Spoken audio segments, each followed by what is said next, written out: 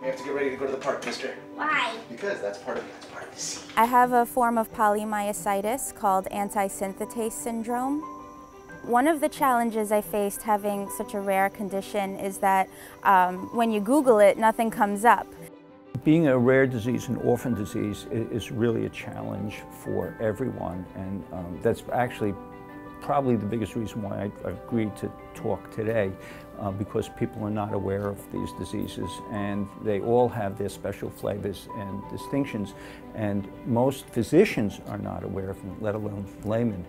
Myositis is an autoimmune disease where the immune system, which should be defending us from things in the environment like bacteria and viruses, instead inappropriately is attacking and injuring our muscle. There are different forms of myositis. The three most common forms are polymyositis, dermatomyositis, and inclusion body myositis. The most challenges that I have is not being able to work and to go places and enjoy things that I would normally have. Especially at the beginning, the arthritis was very bad, and my son at the time was only 2 years old. He was still in diapers, and I couldn't even change his diapers. I had to potty train him actually because it hurt my hands to physically change his diapers. I couldn't snap the snaps on his clothes. I couldn't take my son to the park because I was worried if he started running, I wouldn't be able to run after him. Right before I was diagnosed with the polymyositis, I had a stillbirth, and I knew after that I wanted to get pregnant again right away. Myositis is a chronic disease that we can manage successfully with different medications, but at the moment there is no cure. And so that means that patients will establish a relationship with their provider to successfully manage the condition. Every time I would ask, can we start trying again? Can we get pregnant again? And you have to have no symptoms for 6 months, and then you can have another baby if you want. Finally, it was 6 months had passed and I had no symptoms. I was feeling so much better. And I said, can we get pregnant again? That was a year ago, and now we have a 1-year-old baby. The effects of myositis can be quite profound. It can be something as simple as getting up from a low chair, getting out of a car, washing your hair. Things that are normal activities you wouldn't think about in daily life become difficult. When I was first getting sick, I went to another here hospital, which I wouldn't, disclose. They didn't know what was really happening to me. And my sister decided to go on the lupus site, and she was recommended to HSS hospital.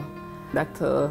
Bernstein, she could tell what I have. I would say if it wasn't for them and I was still in the other hospital, I definitely know that I wouldn't be here. And that's why I say hospital for special surgery saved my life. Well, how are you, first of all? Okay, The myositis support group at HSS is unique. It's the only one in New York City and in much of the Northeast, and is a great resource for patients to learn about the disease and connect with other patients who have been affected by myositis as well. The support groups function as a way, first of all, for people to feel connected, to be with other people who share the same experiences and know exactly what each other is going through. It's the best thing I think ever happened to me with that myositis group. Being part of this group has helped enormously, and it has helped in sometimes unintended ways.